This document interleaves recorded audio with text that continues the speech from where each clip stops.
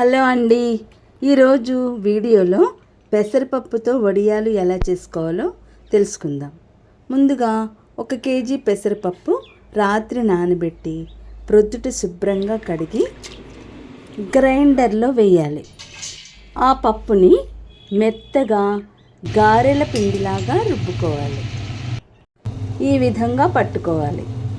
తరువాత మిక్సీ జార్లో పచ్చిమిరపకాయలు, అల్లం, జీలకర్ర 2 చెంచాలు వేసి మెత్తగా పట్టుకోవాలి. ఈ విధంగా ఈ మిశ్రమాన్ని పిండిలో కలిపి ఒక పాలిథిన్ కవర్ మీద చిన్న చిన్న వడియాలు ఈ విధంగా పెట్టుకోవాలి. ఇవి సాయంత్రానికల్లా ఆరిపోతాయి. ఈ విధంగా చక్కగా వచ్చేస్తాయి. వీటిని ఒక డబ్బాలో నిల్వ చేసుకొని కూరగాయలు ఏమీ లేనప్పుడు ఉల్లి, పచ్చిమిర్చి వేసుకొని కూర చేసుకోవచ్చు.